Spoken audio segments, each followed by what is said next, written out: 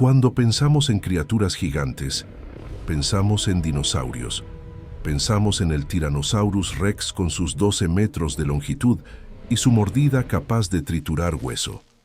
Pensamos en el Argentinosaurus con sus 35 metros de largo y su peso estimado en 70 toneladas. Pensamos en los gigantes del Mesozoico, como si el tamaño extremo fuera una invención de ese periodo. Como si la Tierra hubiera esperado a los dinosaurios para producir algo verdaderamente colosal. Pero los dinosaurios llegaron tarde a la historia del gigantismo. Mucho antes de que el primer dinosaurio pusiera un pie en la Tierra, este planeta ya había producido criaturas de tamaño imposible. Criaturas que no se parecen a nada que exista hoy. Criaturas que caminaban por bosques que tampoco existen, respirando un aire que ningún pulmón moderno podría tolerar. En un mundo tan diferente al nuestro, que clasificarlo como el mismo planeta requiere un esfuerzo deliberado de imaginación. Una libélula con la envergadura de un halcón, un ciempiés del tamaño de un automóvil, un escorpión marino capaz de alcanzar los 2,5 metros de longitud, un escorpión terrestre lo suficientemente grande como para cazar vertebrados. No son animales de ciencia ficción, son animales reales, con fósiles reales, con historia evolutiva documentada y con una desaparición que dice tanto sobre cómo funciona la vida en este planeta como su propia existencia.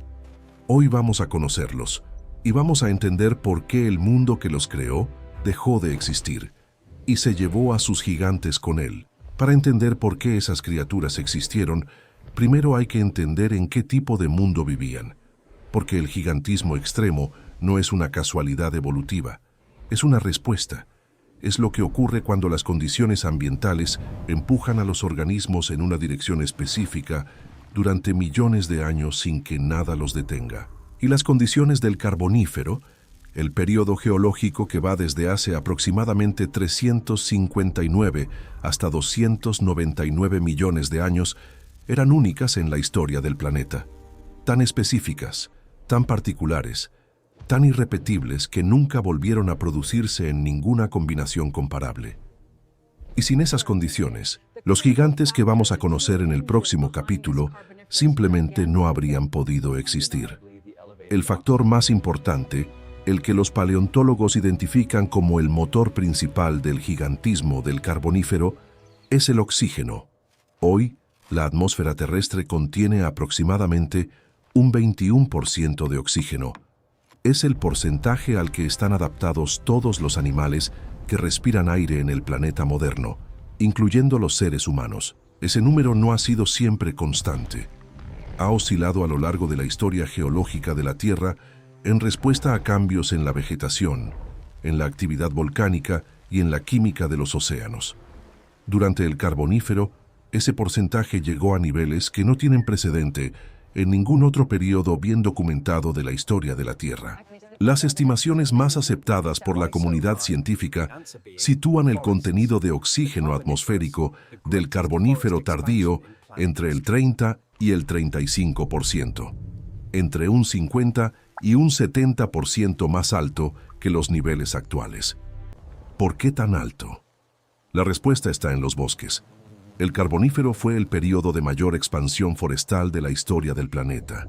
Bosques densos y húmedos cubrían vastas extensiones de los continentes tropicales. Bosques de árboles que podían alcanzar los 40 metros de altura, con troncos de varios metros de diámetro, con una biomasa vegetal acumulada que no tiene equivalente en ningún ecosistema moderno. Esos árboles producían oxígeno en cantidades masivas a través de la fotosíntesis. Pero había un detalle crucial que amplificaba ese efecto más allá de lo que cualquier bosque moderno podría producir.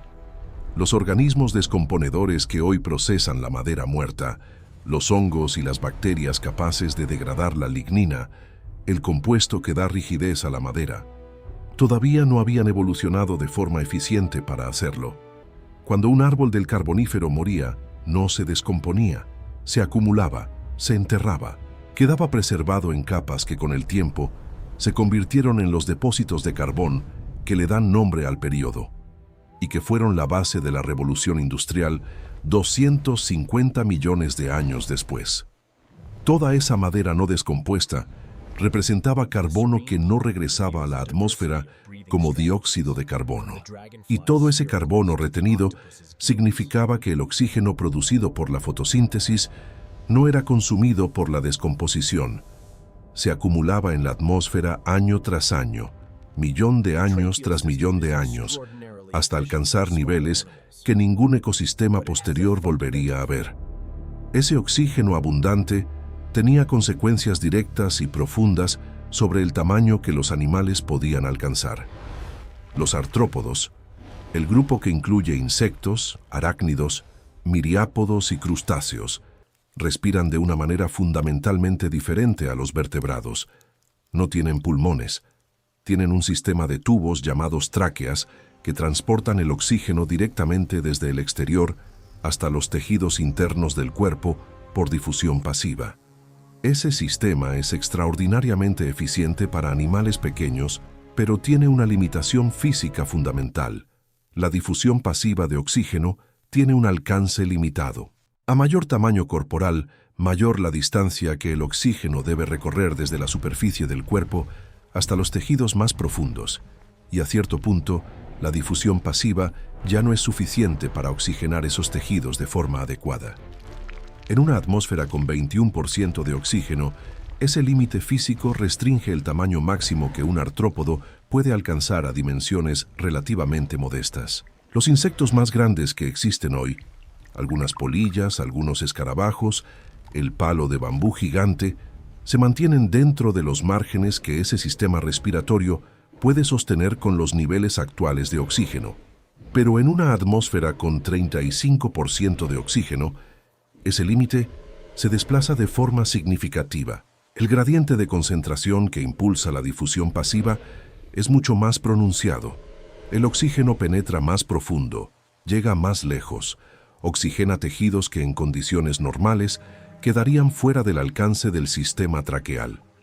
El techo del tamaño posible para un artrópodo sube, y la evolución, que siempre explora los límites de lo posible cuando hay presión selectiva para hacerlo, empujó a varios linajes de artrópodos del Carbonífero hasta ese nuevo techo, con resultados que hoy resultan difíciles de creer.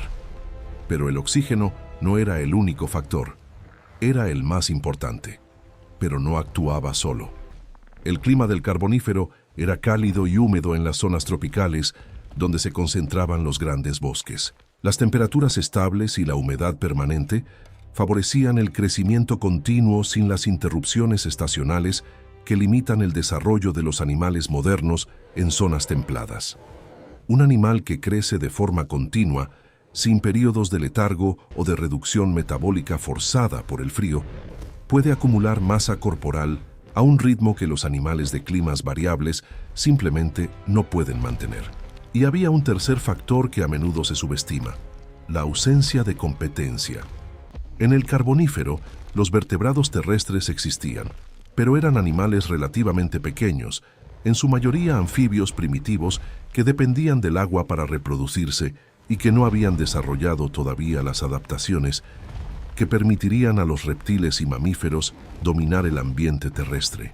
Los grandes nichos ecológicos de depredador terrestre de talla mayor estaban en muchos casos abiertos, y los artrópodos gigantes los ocuparon, no porque fueran los organismos más sofisticados disponibles, sino porque eran los únicos lo suficientemente grandes como para hacerlo. Un mundo con oxígeno en niveles nunca antes vistos, un clima cálido y estable que favorecía el crecimiento continuo, nichos ecológicos abiertos sin competidores vertebrados de gran tamaño, y millones de años de presión evolutiva empujando hacia el tamaño máximo posible. Esas eran las condiciones, y lo que produjeron es lo que vamos a conocer ahora.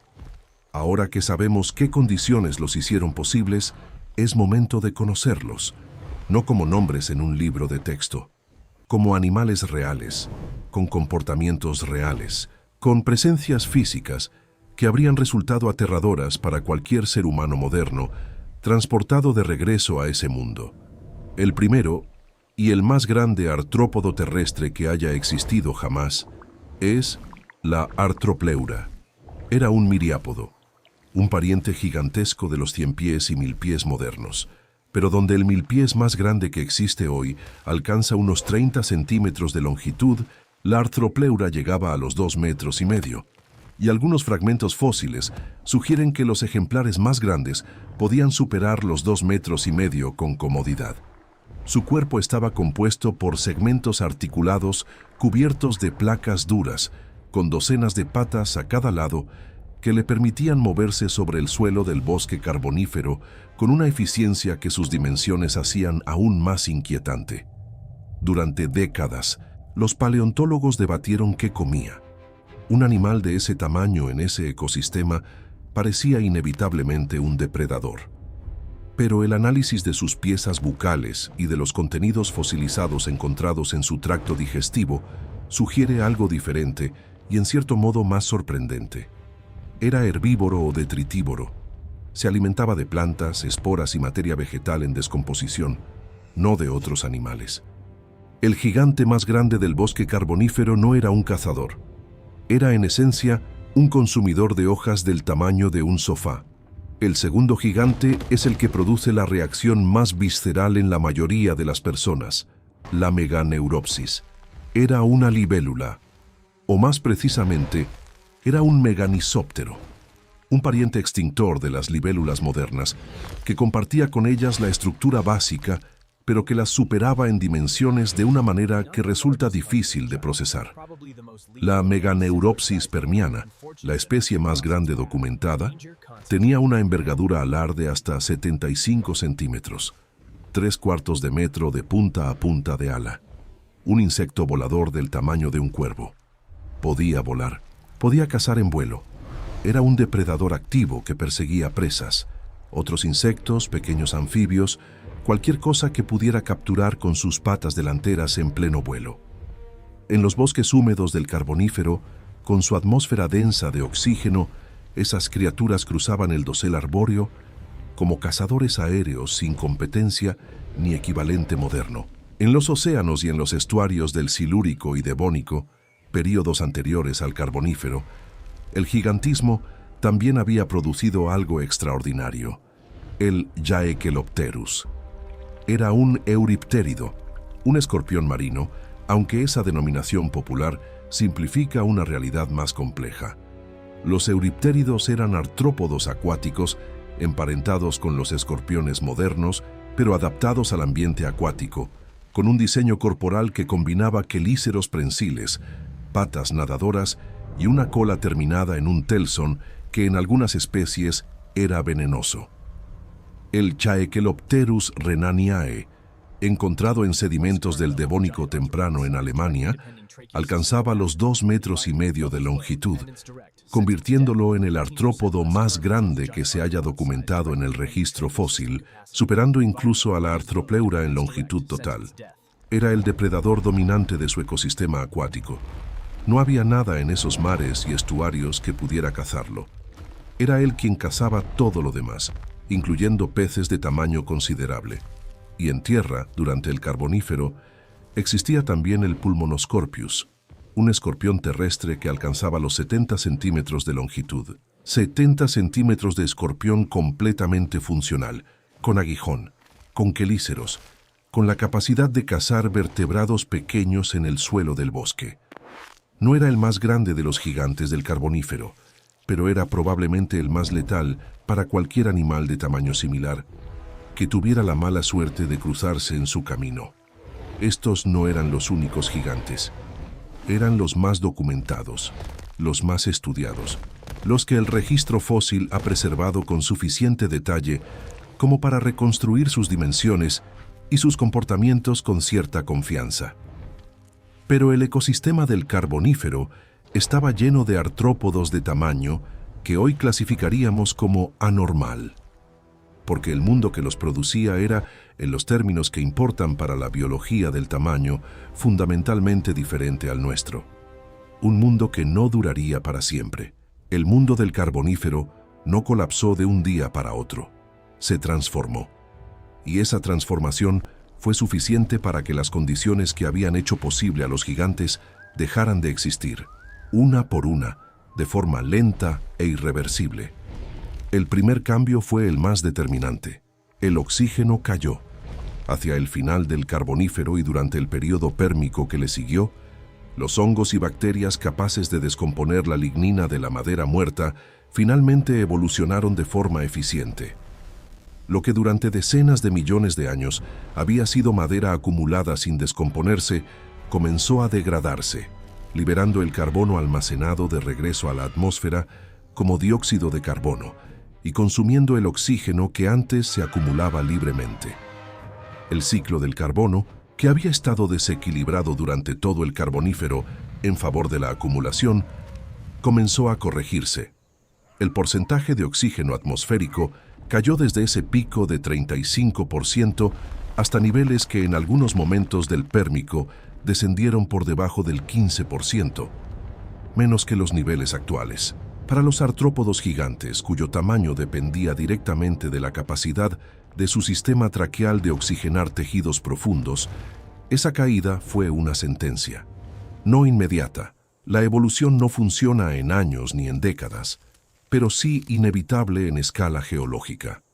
Los linajes que habían crecido hasta sus dimensiones máximas, bajo el techo que permitía el oxígeno abundante, se encontraron de repente con que ese techo había bajado.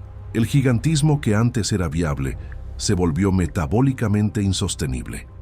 Las generaciones sucesivas que producían individuos más pequeños sobrevivían mejor, y con el tiempo, los gigantes simplemente dejaron de nacer. El segundo factor fue el surgimiento de la competencia vertebrada. Durante el Carbonífero, los vertebrados terrestres eran relativamente pequeños y estaban limitados en su diversidad ecológica, pero hacia el Pérmico, los reptiles, con su reproducción independiente del agua gracias al huevo amniótico, comenzaron a diversificarse de forma explosiva y a ocupar nichos que antes pertenecían a los artrópodos gigantes. Surgieron reptiles herbívoros de gran tamaño que competían directamente con la artropleura por los recursos vegetales. Surgieron reptiles depredadores que cazaban en el suelo del bosque con una eficiencia que los escorpiones gigantes no podían igualar. Los artrópodos gigantes no fueron cazados hasta la extinción por los vertebrados. Fueron desplazados, gradualmente, competidor por competidor, nicho por nicho, por animales que en el nuevo ambiente con menos oxígeno eran más eficientes, más adaptables y más capaces de sobrevivir las fluctuaciones climáticas que el Pérmico trajo consigo. Y el tercer golpe fue el clima. El Carbonífero tardío experimentó un enfriamiento global significativo, parcialmente causado por la misma expansión forestal que había elevado el oxígeno, ya que los bosques también absorbían dióxido de carbono y reducían el efecto invernadero. Ese enfriamiento produjo glaciaciones en el hemisferio sur, redujo la extensión de los bosques tropicales húmedos y fragmentó los ecosistemas que los gigantes del Carbonífero necesitaban para sobrevivir. La artropleura dependía de los bosques húmedos y cálidos para mantener su metabolismo y encontrar la vegetación en cantidad suficiente para alimentar su enorme masa corporal. Cuando esos bosques se fragmentaron y retrocedieron, su hábitat se redujo con ellos. No hubo un evento catastrófico que la eliminara. Hubo una reducción progresiva del mundo que la hacía posible hasta que ese mundo dejó de existir. Lo mismo ocurrió con la meganeuropsis y los demás meganisópteros. Con menos oxígeno, el vuelo de un insecto con 75 centímetros de envergadura se volvió progresivamente menos eficiente. Con más competidores vertebrados, los primeros reptiles voladores estaban evolucionando. El nicho de depredador aéreo de gran tamaño comenzó a cerrarse, y con el clima más variable y los bosques más fragmentados, las poblaciones que ya estaban bajo presión no tenían refugio donde recuperarse. El Jaekelopterus y los demás euriptéridos gigantes desaparecieron incluso antes, durante la extinción del Devónico que analizamos en el video anterior. Los mismos pulsos de anoxia oceánica que colapsaron los arrecifes y eliminaron a los placodermos, también barrieron a los grandes depredadores acuáticos de ese período. El océano que había sostenido a esos gigantes durante millones de años se vació de oxígeno, y ellos se fueron con él. Lo que quedó del otro lado de todas esas transformaciones era un mundo con artrópodos de tamaño normal, con insectos que cabían en la palma de una mano, con escorpiones que se escondían bajo las piedras en lugar de cazar vertebrados en campo abierto, con el gigantismo como posibilidad evolutiva clausurada no por una decisión de la naturaleza, sino por la desaparición de las condiciones específicas y extraordinarias que lo habían hecho posible. El gigantismo extremo de los artrópodos no volvió, y la razón es simple: el mundo que lo produjo fue único. La combinación de oxígeno atmosférico en niveles sin precedente, clima cálido y estable, bosques sin descomponedores eficientes y nichos ecológicos abiertos sin competencia vertebrada, nunca volvió a darse de forma simultánea. Y sin ese mundo, no hay gigantes. Lo que nos deja con una pregunta que vale la pena sostener un momento antes de cerrar. Si las condiciones del planeta pueden cambiar lo suficiente como para producir y luego eliminar criaturas de esa escala, ¿qué dice eso sobre la permanencia de las condiciones que permiten la vida tal como la conocemos hoy? Y con esa pregunta llegamos al final del video de hoy. Los gigantes del Carbonífero no desaparecieron porque eran débiles. Desaparecieron porque el mundo que los había construido dejó de existir. Y eso dice algo sobre la vida en este planeta que ningún libro de texto resume mejor que ellos mismos. Si el video te pareció interesante, deja tu like. Ayuda muchísimo más de lo que parece. Suscríbete si todavía no lo has hecho. Cada semana una criatura, un evento o un misterio del pasado que cambió el mundo sin que casi nadie lo recuerde. Hasta la próxima.